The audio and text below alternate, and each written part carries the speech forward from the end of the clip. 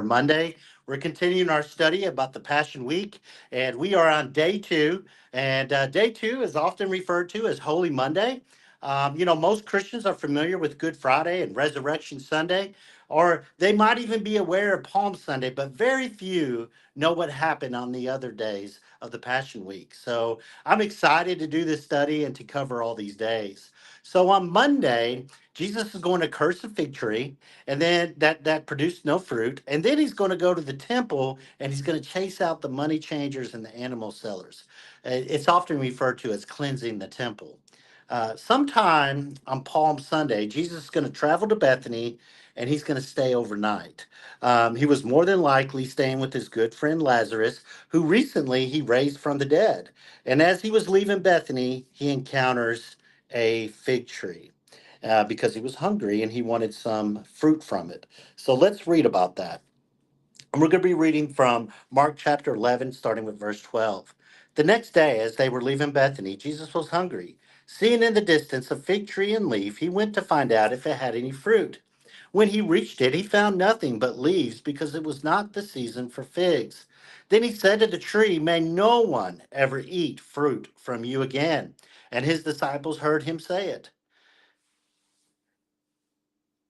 This curse will become more relevant when we go on throughout the rest of the week. Uh, but I believe that Jesus in this story expects to see the fruit of the Spirit in us.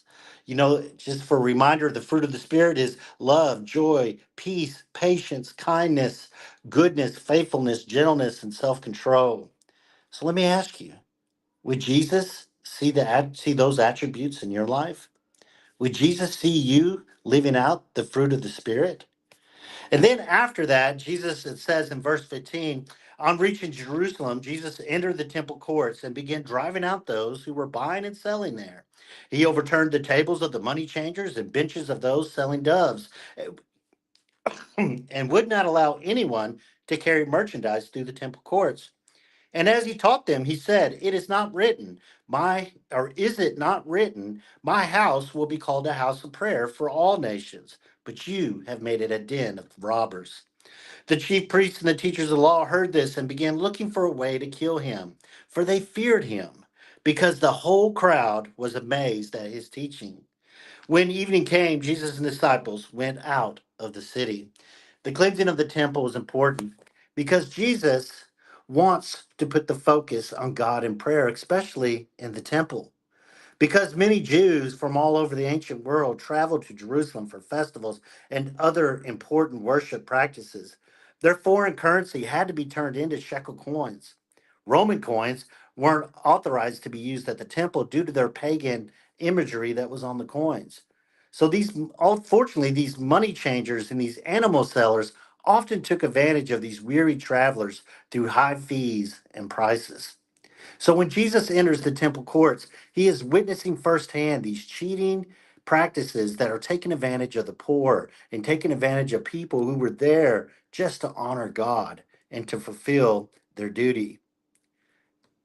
So I'm going to ask you today, what are some things that we need to cleanse out of our lives so that we can refocus on God in prayer? I know for me personally, there are many things that I can easily cleanse out of my life and refocus my refocus myself on God and definitely devote myself more to prayer. And I hope that you will too. If you've enjoyed these lessons, and I hope you do, continue to join with us. We'll have another one tomorrow. We'll have another one tomorrow. And then on Sunday, we're going to have our finale. That's going to be Resurrection Sunday. What a great day that is. And we're going to do that at the church. So if you'd like to come, it's 1104 East Choctaw Avenue in Salsa, Oklahoma. And it's the Salsa Church of Christ. And our worship Bible study starts at 9:30, and our worship service starts at 11:30. So, or I'm sorry, worship service starts at 10:30. Excuse me. So I really, really hope to see everyone there, and I hope that everyone has a great rest of the day.